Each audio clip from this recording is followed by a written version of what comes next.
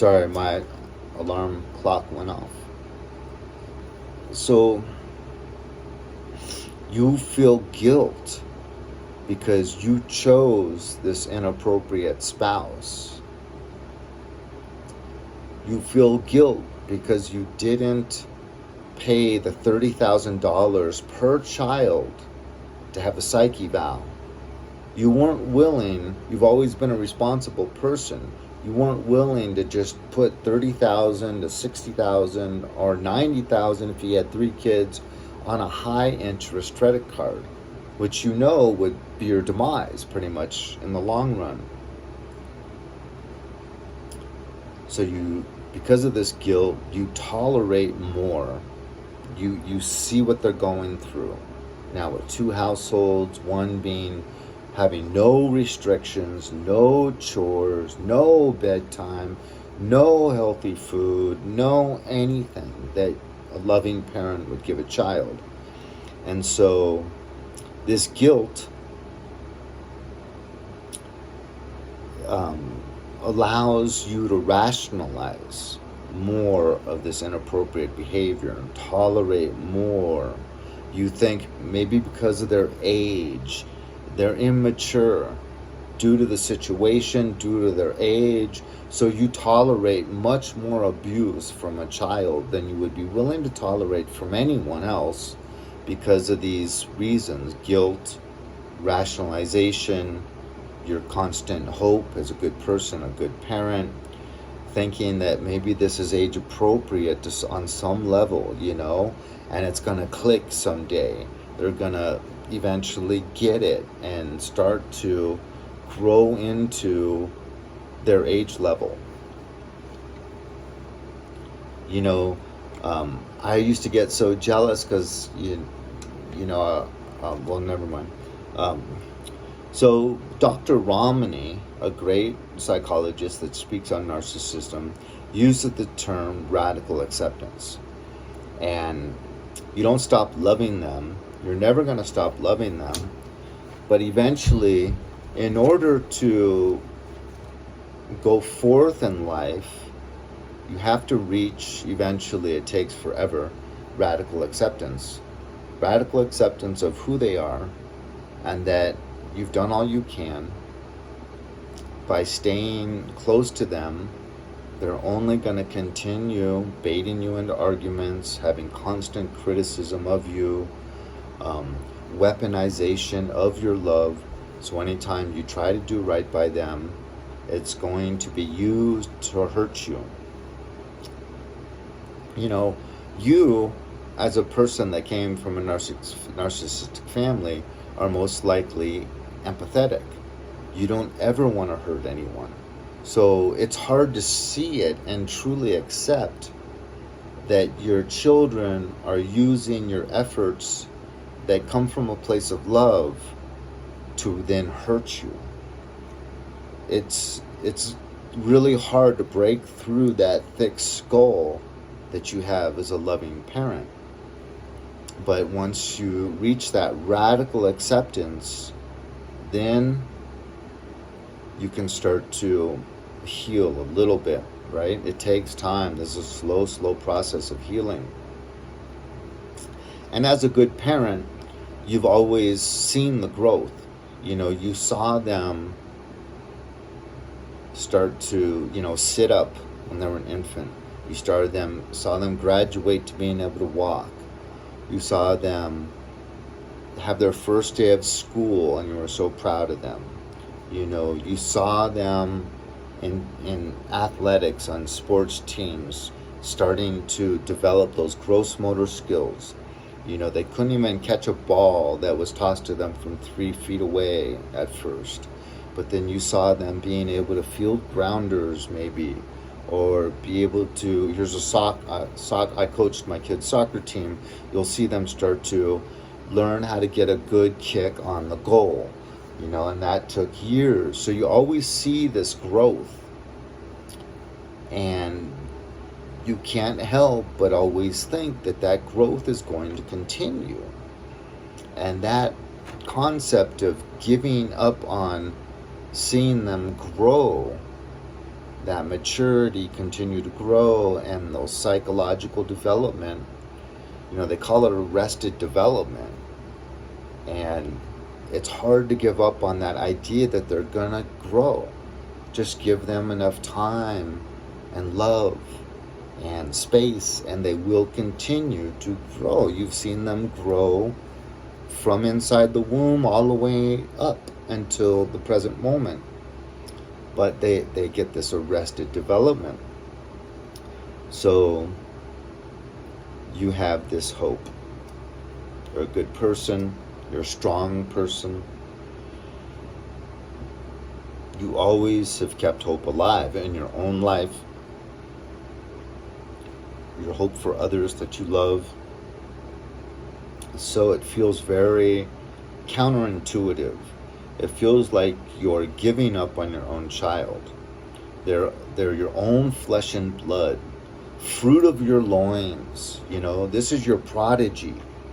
This is what you'll be leaving behind. And that's like almost giving up on yourself in a way. But you're not really giving up. It's more just accepting that you've done all you can.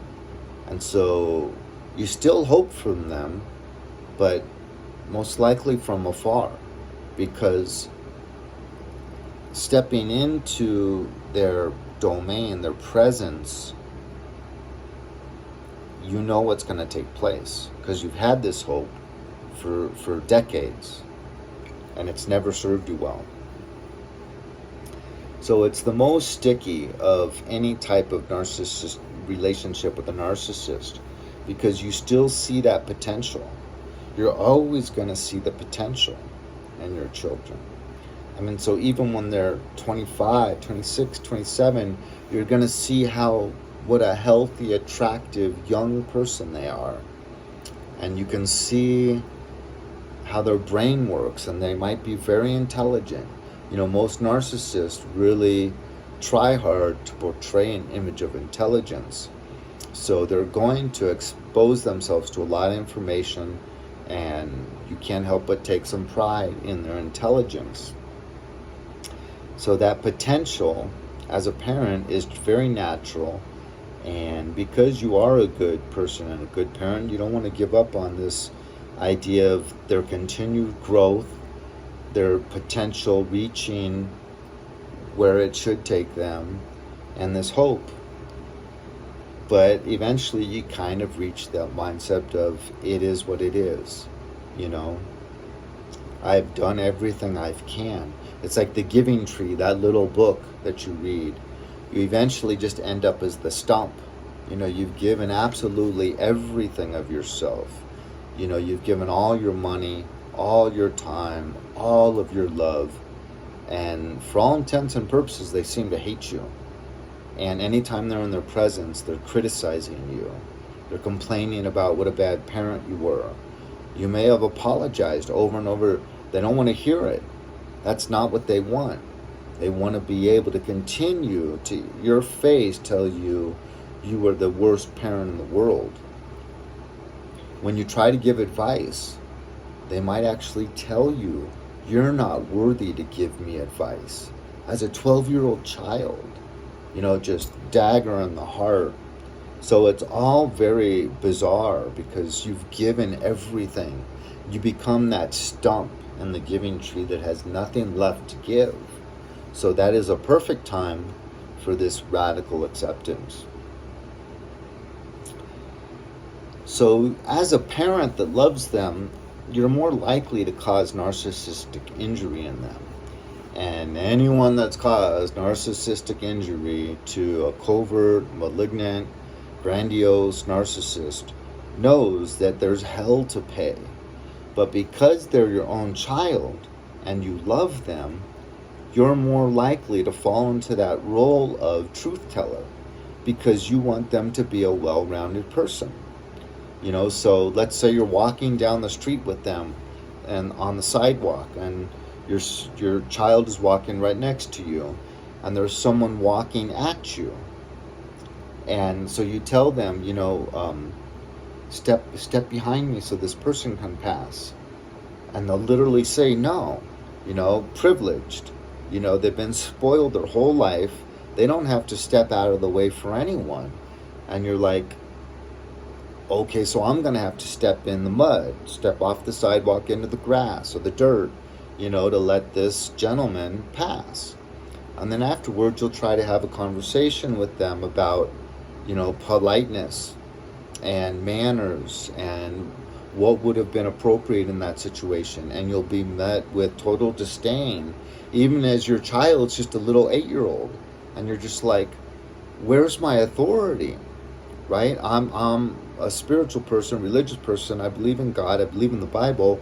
And as a man, you're supposed to be able to exercise this authority. And it comes from a place of love. You don't want to tear your children down. You want to build them up. But you also want to guide them to become a good person.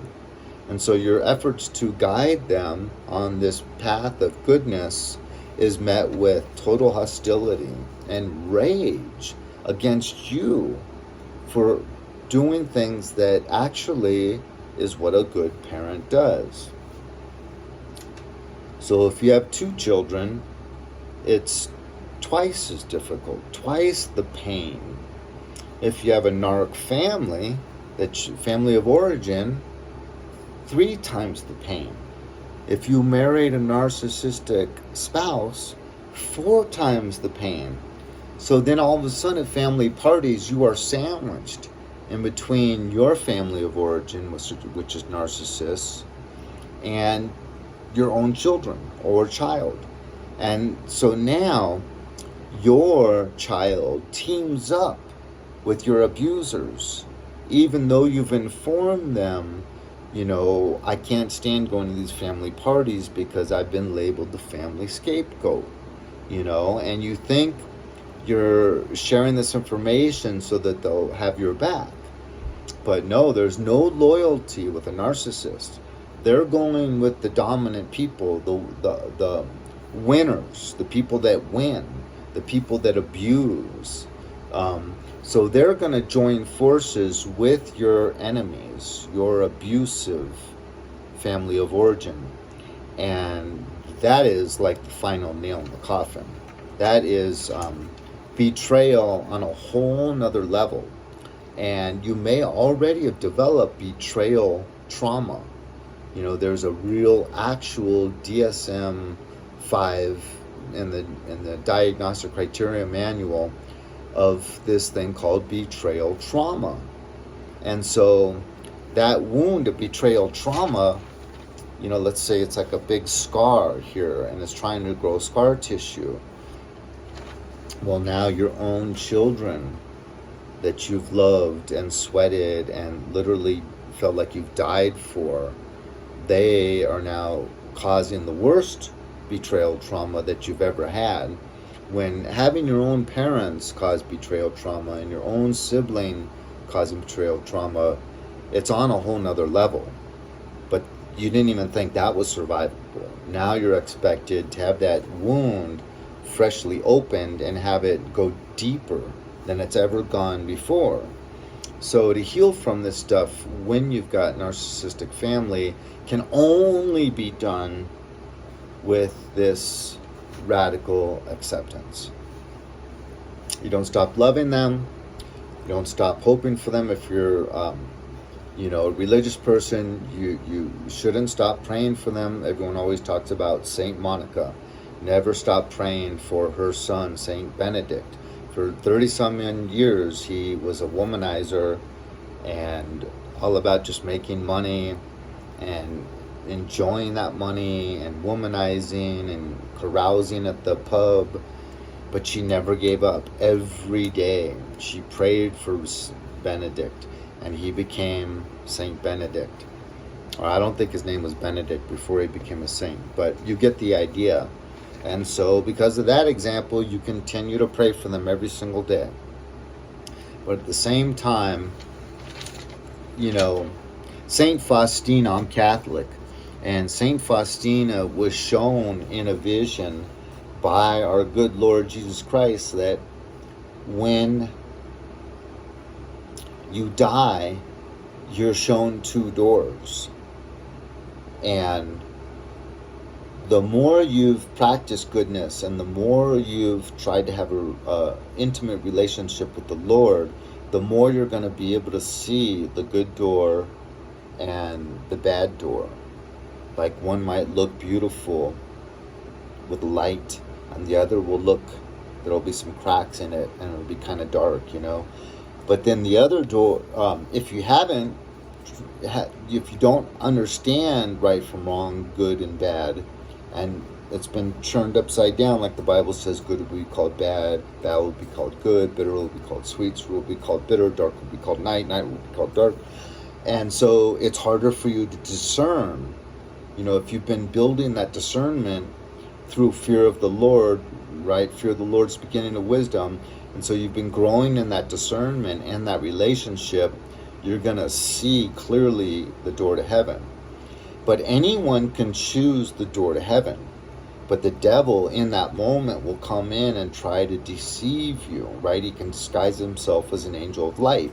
So he's going to be trying to convince you in that moment right after death that this is the right door.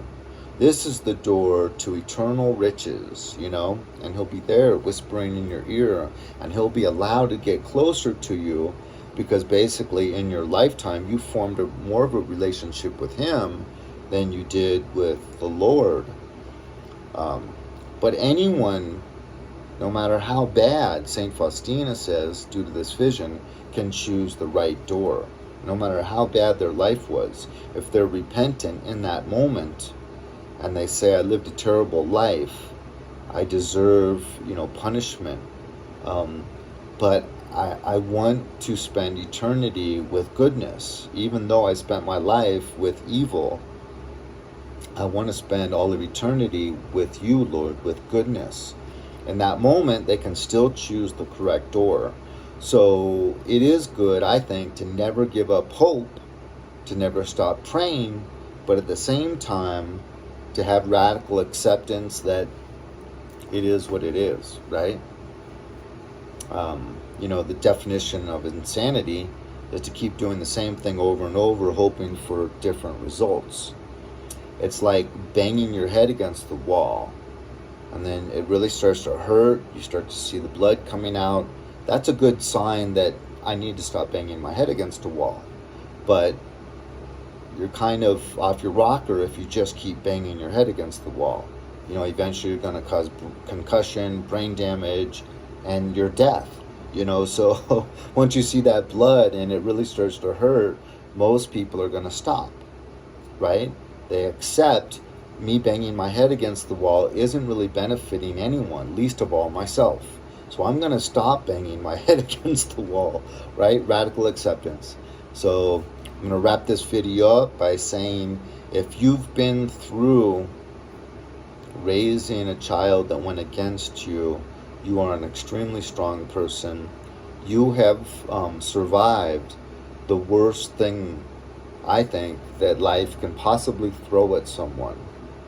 And so pat yourself on the back and, kind of, in a way, turn from them and look towards your future.